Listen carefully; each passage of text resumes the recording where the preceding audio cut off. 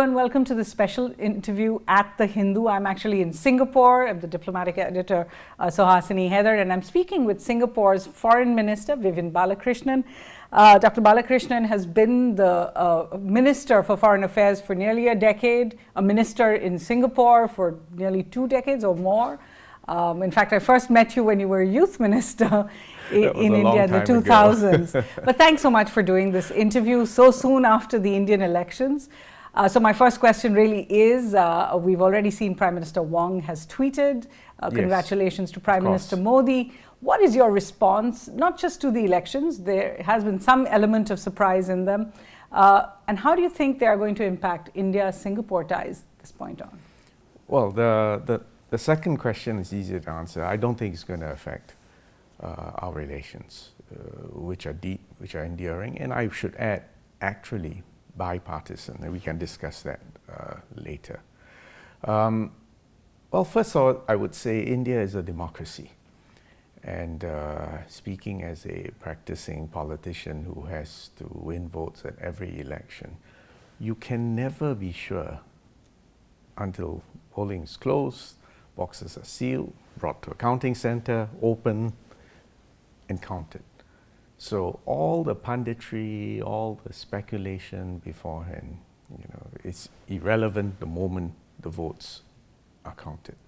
So I would say in a democracy, be prepared for surprise, first point. Second point is that if you zoom out of this election and you look at India's election outcomes, I think Prime Minister Modi is the only Prime Minister since Prime Minister Nehru to have won a third term. In a robust democracy that India is, I think that's already an incredible achievement. So we can argue about margins, we can argue about the surprise, but nothing takes away from that, historic achievement. The third point I would make, again as a politician, is that actually unless you're on the ground, you don't really quite know what is that complex compendium of reasons that people ultimately choose to vote one way or the other. So I think we should all be humbled by this. All politicians should be humble, and that includes the commentariat as well.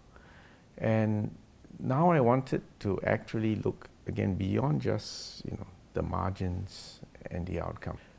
Singapore and India have long historical, cultural, linguistic, and commercial ties.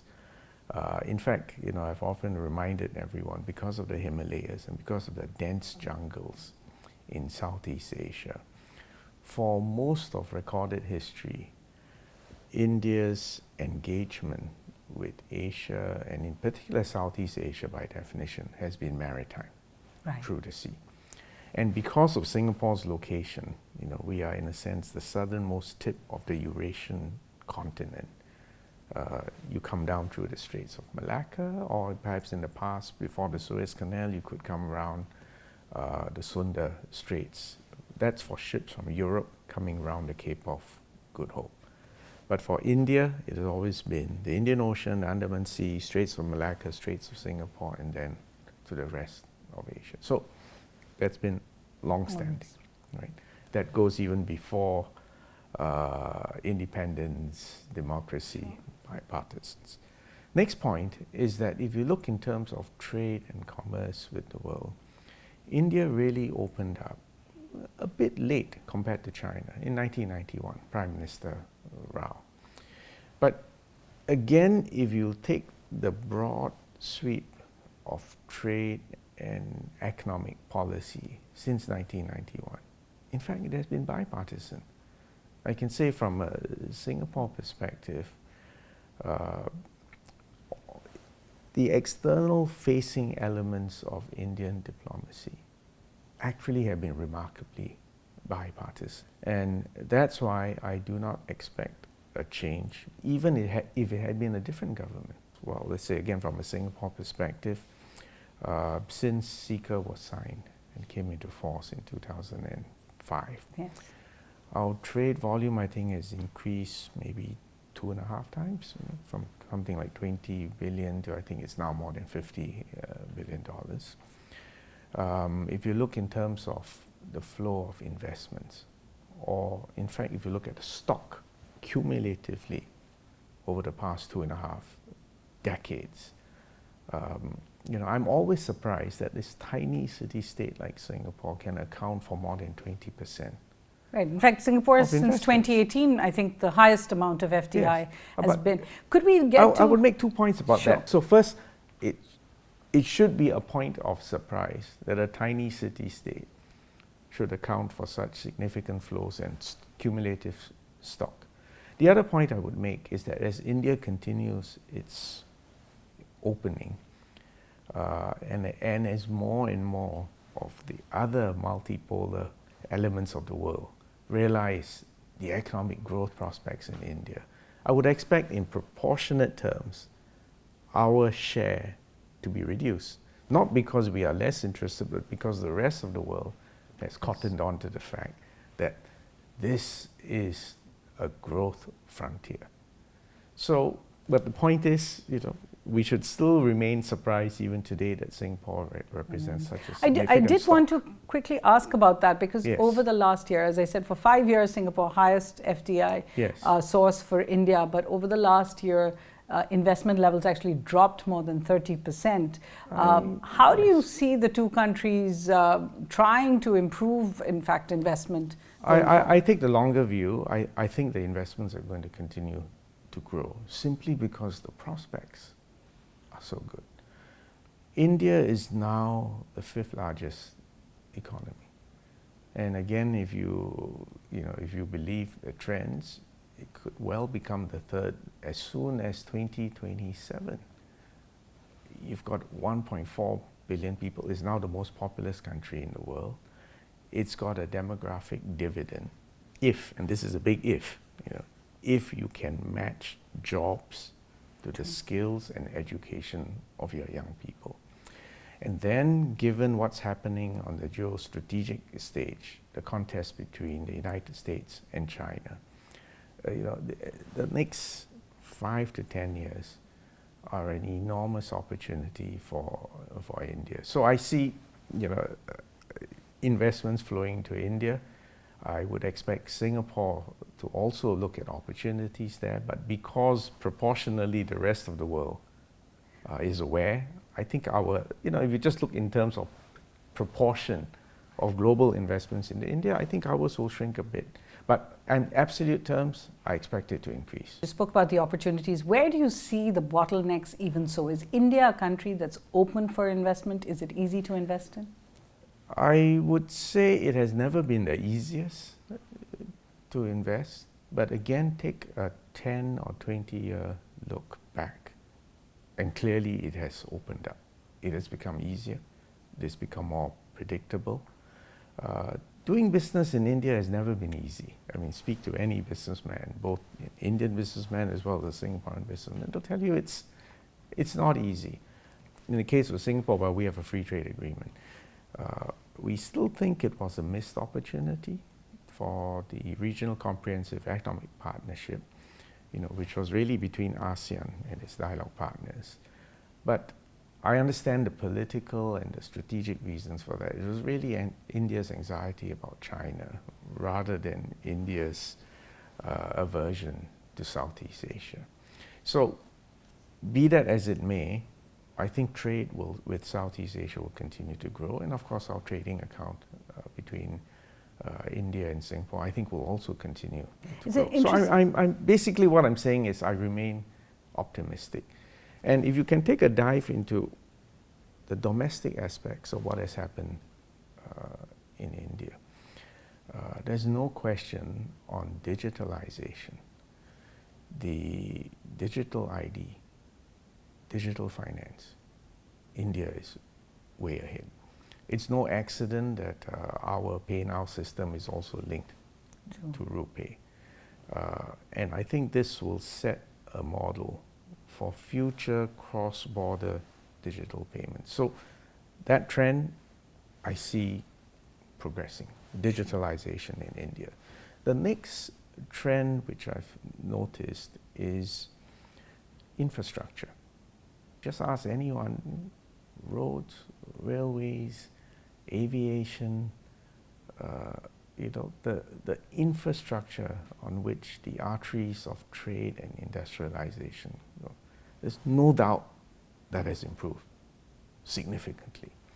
The third dimension is look at manufacturing. In the past, let's say you go back 20, 40 years ago, India was diffident about manufacturing. I mean, you could argue about the impact of the past policies on import substitution, and also the fact that you had China next door, rapidly in effect becoming the factory of the world.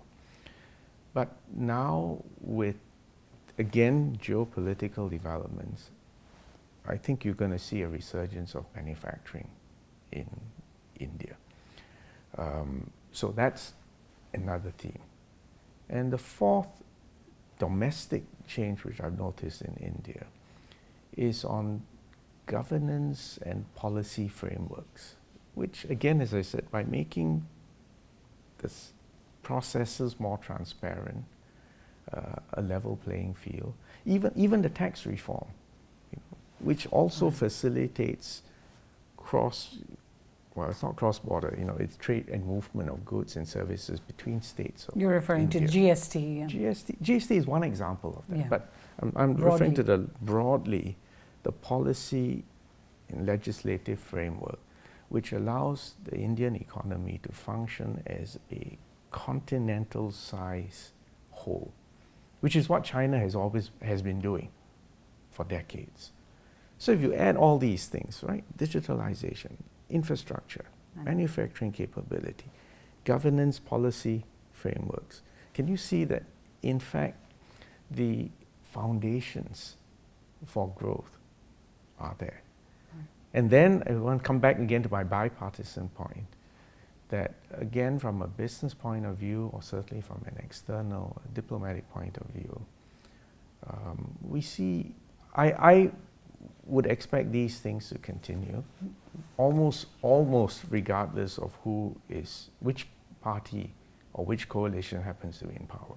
All right. You did call RCEP a missed opportunity. With a new mandate, if you like, a new government in position, would you hope that India revises its decision on RCEP? I ask because we're already seeing countries in India's neighborhood, Bangladesh, Sri Lanka, applying to join RCEP. Do you see a possibility? Are you exploring a possibility for India to review its decision? No, that's a decision for India to make. I mean, they know my views on RCEP. Similarly, the Americans know my views on TPP. That's another example of a missed opportunity by an even bigger economy. But actually, to be fair, the story on free trade, economic liberalization, is actually one in which politicians, we failed to make the case to the people. And I think as long as people do not feel sufficiently secure, because when you open your economy to global currents, there will be winners and losers. There will be some businesses and some people who may feel unable or less able to compete. And it is important for domestic, social and economic policy to put in place either the compensatory mechanisms or to help people make that transition so that the activities that they are engaged in domestically are competitive globally. And by that I mean education, skills future, investment in infrastructure. I think not enough attention was paid to that in the last 20 years. Right. The result of which is that today, if you just stand up and say, I stand for free trade, it will be a political liability. So my point is, I don't think you're going to get TPP with respect to America, RCEP with respect to India, until the domestic political realignments, reassurances, social safety nets are in place. Right. Frankly, even in Singapore, we need to make sure that our people first feel that everyone's going to gain from being open, and that everyone has a fair opportunity, and that everyone is equipped for the future. If you don't do that domestic homework, you'll get the political pushback. So I'm not, I guess what I'm saying is, I do not expect to see a sudden change in the attitude to trade policies because of domestic politics everywhere. And secondly, the pushing and shoving that's going on at the superpower level, and also the bitter lessons that COVID-19 inflicted on our people, that you can't just base your supply chains on just in time or just cost. You also need to have assurance. You need resilience. You need reliability. So for all these reasons, right, domestic politics, superpower rivalry, and the need for resilience, the old days of just inexorable, almost subconscious economic liberalization, I think those days are over. All right. You mentioned infrastructure in India.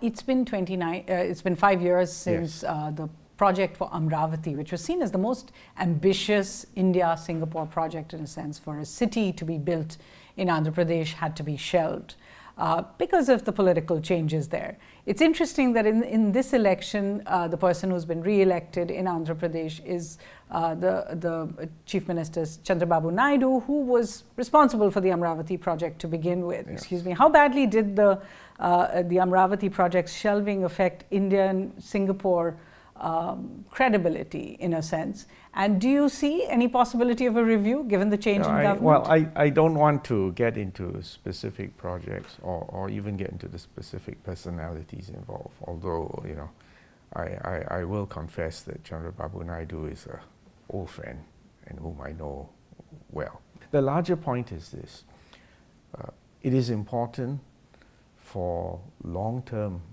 projects and collaborations to have bipartisan support, to have demonstrable benefits to locals, and to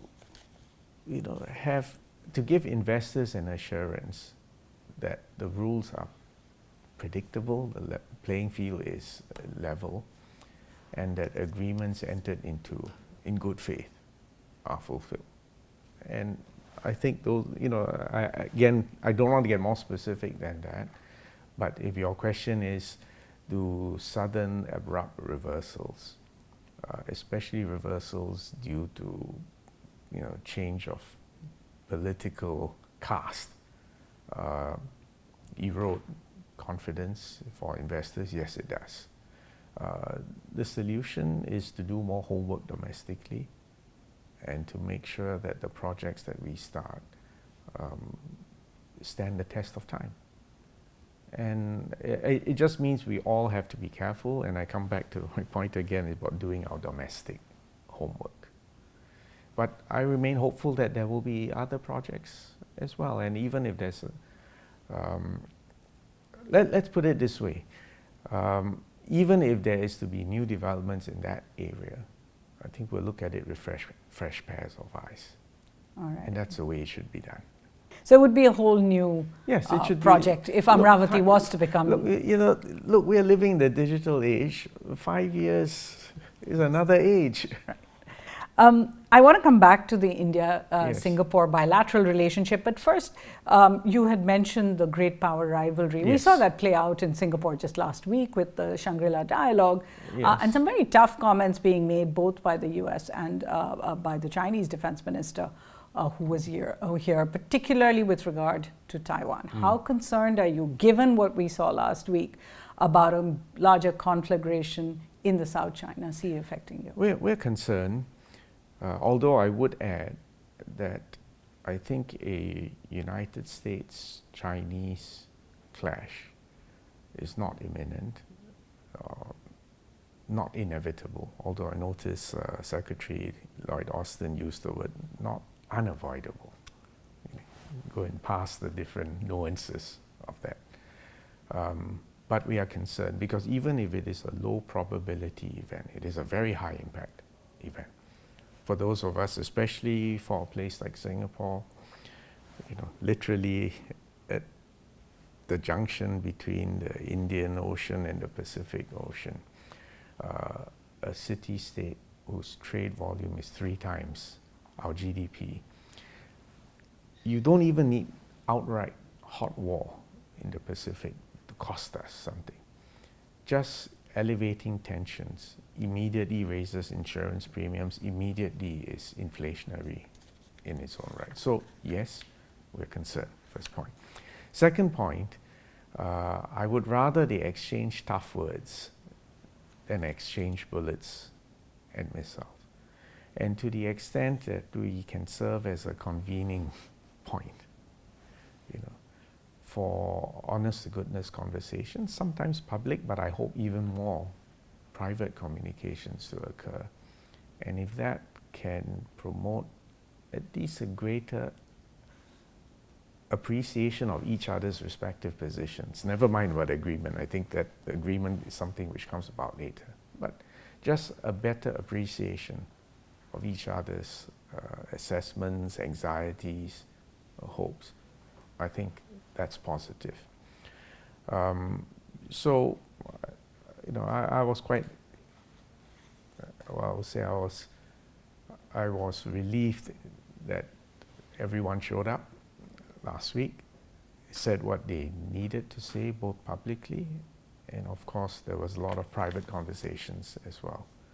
And I hope that habit of, of conversing sincerely and candidly and frankly continues.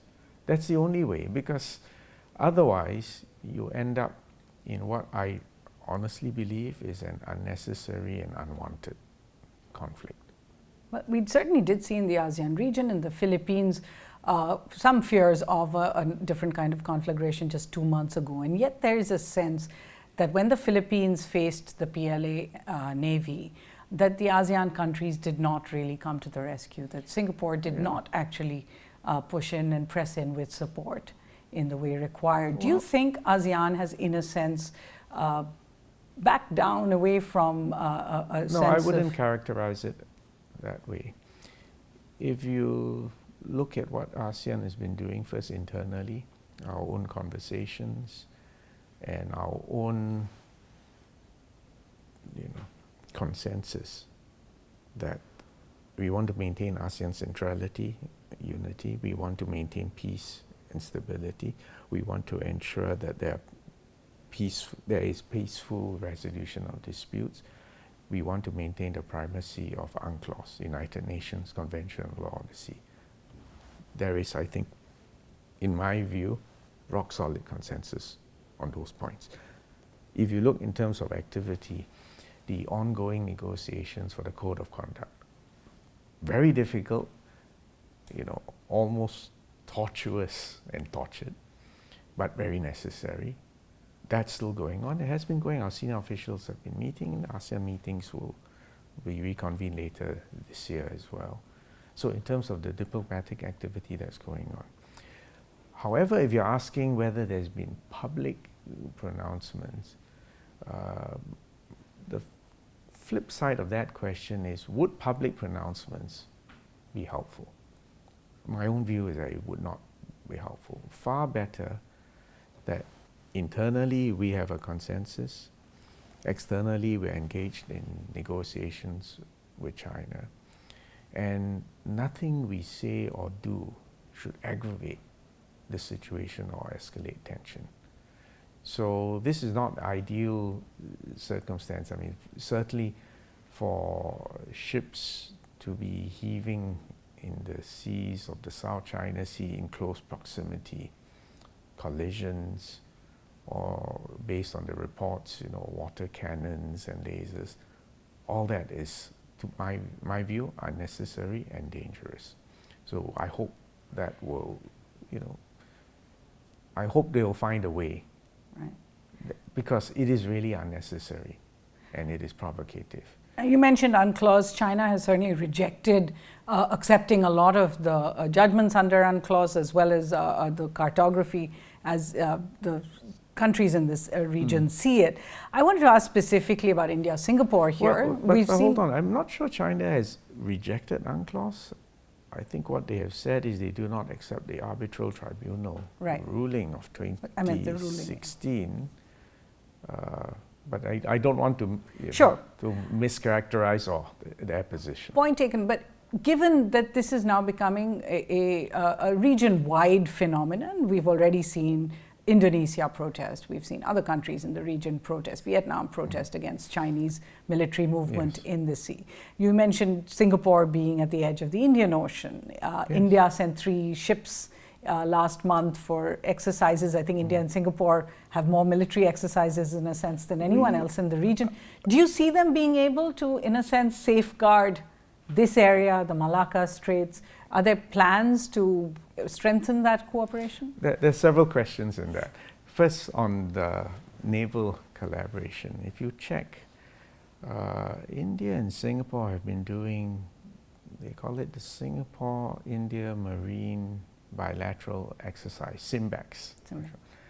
That exercise has been going on uninterrupted since 1994. That's 30 years. So I just want to put it in context. It's not new. And if you go back 30 years, even the anxieties of 30 years ago would have been very, very different. I would situate SIMBEX as an illustration of the close, long-term, bipartisan, strategic relationship between India and Singapore. And actually, again, if you probe even the defense relationship with India, it's not just the Navy, right? So basically, we have long-term relations, and the main thing it has built is confidence and trust on a mutual basis between our 2 countries. So I think let's put it in its proper context. I don't think it's directed at any other power, and I would not want to characterize it that way. First point. Second, come back to my Southeast Asian neighbors and their accounts with China. Actually, the truth is, or the reality is, for every single Southeast Asian nation, the South China Sea, important as it is, and certainly for the claimant states of sovereign importance, but it is only one item in a much longer checklist of items which overall define their relationship with China. In fact, even if you ask the Philippines, I don't think even they want their relationship with China to be defined by one issue, with the South China Sea.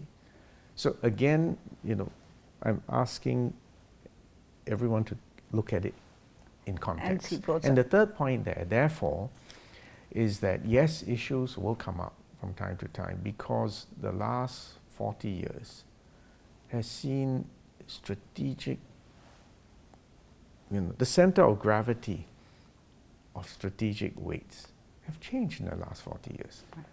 40 years ago, China's share of global GDP would maybe 2%. It's now 16%. When they joined WTO 23 years ago, it was 4%. Today, it must be 16, 18%.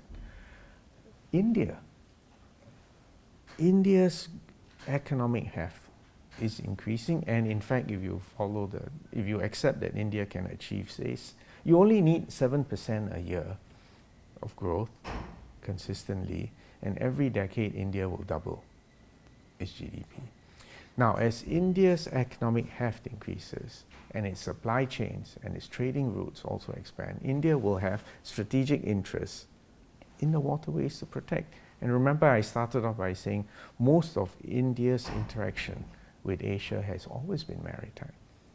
So for the Indian Navy to grow, for the Indian Navy to be visible in more parts of the world than just Singapore, I take that as a given. So my point is that all these trends should not be viewed as escalatory or threatening. They reflect the reality of a growing China, the last 40 years, a growing India, the last 30 years, and in fact, for the next 2 to 3 decades, some very promising times for India, with a big if. The big if, again, I come back to people. And the number which I look at most closely when I'm assessing the health of the Indian economy actually is unemployment. Because we know that India has a potential, demographic dividend. But if you don't have education, infrastructure, opportunities, and jobs to match young people, then you set up the potential for political problems, which will show up in elections. Sure, and the issue of jobless growth has been there even in this election. Just to end this point, you were talking about India's growth in the region. How do you see India's export of the BrahMos missile to the Philippines? And would you support India exporting such defense hardware to other parts of ASEAN? I'm not in a position to tell India who it can export to or when it can export to. But again, take a step back. Does India have a military industrial capacity? Clearly the answer is yes. Will India's industrial military capacity expand in the future, given both the geostrategic competition between the superpowers and India's own enhanced manufacturing ability? Answer clearly is yes. So if your question is, will India be selling more, possibly be selling more armaments to other countries in the future, I would expect that to be the case. That again, like my answer to the earlier question, doesn't necessarily mean it needs to be viewed as escalatory or pointed at any party or the other. I mean, to be fair, if you look at India's position and take an even longer lens, since independence, right, India has been nobody's lackey, nobody's proxy. It has always exercised independence. I mean, it's no accident it was a founder of a non-aligned movement. But actually, I'm not particularly a fan of the term non-aligned. I much prefer Jaishankar's characterization. India won't take anybody's side, it takes its own side. Yeah. We use strategic autonomy much more. No, but you have every right to, because you are the world's most populous country, you're a rapidly growing economy.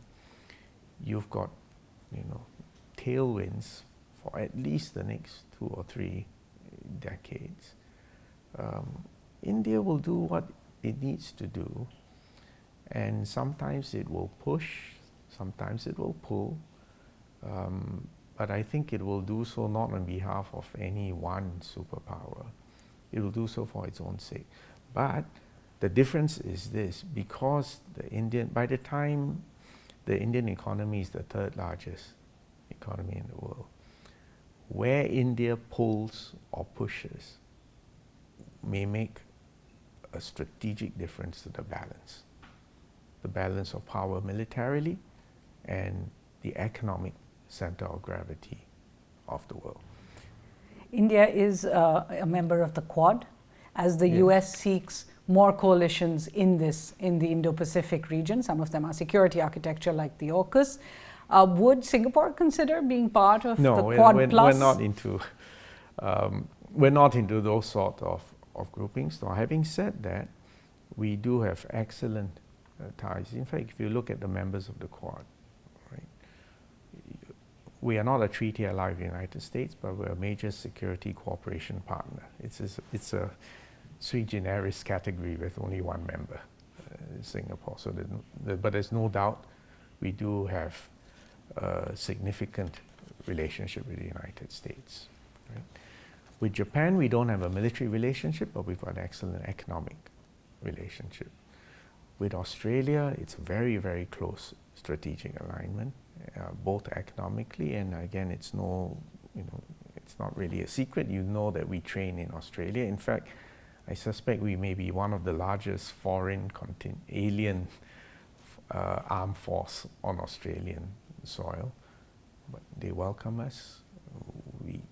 We love them, we get along with them. Our soldiers are well behaved in Australia.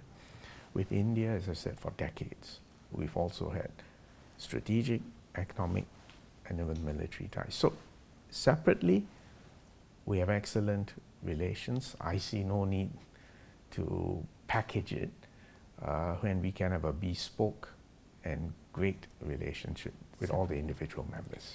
So to come to a close, I do want to ask about the next line of India-Singapore bilateral meetings. How soon do you expect high-level meetings? I think an ISMR, yes, the roundtable. It's overdue, so I hope it will happen in the next couple of months. I'll have to wait for the cabinet in India to be announced, and this is very high up now on your agenda. Given yes. the 5 broad cooperation areas yes. that Singapore has yes. Really looked at, digitalization, pharma, clean energy, and others, yes. Where do you see the big growth areas, the big announcements expected between the two countries? No, I think all of those we've deliberately chosen areas. Each of them are important. Each of them are fit for the times, the opportunities that are emerging. So wait and see. But actually, I want to also make this point that we should focus less on government pronouncements and more on business decisions. Where are the investments flowing? Where are the trade flows? What kind of businesses and new businesses are emerging? First within India, within Singapore, and where it makes sense for us to do things together. And if you look at the broad themes, digital, and India is a digital giant. You look at manufacturing, and you look especially on the healthcare side of it. I think there are great opportunities. India is a manufacturing base for pharmaceuticals. India as a source of very talented, people who are involved in the delivery of healthcare. Because even in this digital age and AI, you're still not going to remove the need for the human touch, human communication, and human care. Another big growth area. If you look in terms of manufacturing, you look in terms of the electrification of transport, big growth prospects, and I expect to see a lot of that production occurring in India as well. If you look at aviation, if you just look at the way aviation industry grew in China in the last 2 decades, if you transpose that to India in the next 2 decades, well, I think it's no accident that even Singapore Airlines is now one of the major stakeholders in Indian aviation as well. And then we look in terms of the opportunities for our companies, industrial parks, real estate, services, cross-border services. As example, even on the financial and fintech space. Look at what our banks are doing, our financial institutions are doing. And not just India and Singapore, but for us to connect South Asia to Southeast Asia, given that in fact if you look at demographic trends, it is South Asia and Southeast Asia where the demographic dividend is going to be available for harvest in the next 2 decades. This is in stark contrast to Northeast Asia. Right? So why ever in the world should we not fully exploit the opportunities that are emerging in front of us and between South Asia and Southeast Asia? So I want to end on a note of optimism. The politics, there will be, the waves, there will be choppy waves from time to time, but the currents and the tailwinds are in our favor. So let's be confident and navigate this. Even if the waters are choppy, let's navigate and get our ships, our fleets through these exciting times. Dr. Balakrishnan, thanks so much for speaking with us at The Hindu in Singapore. I'm Suhasini Haidar.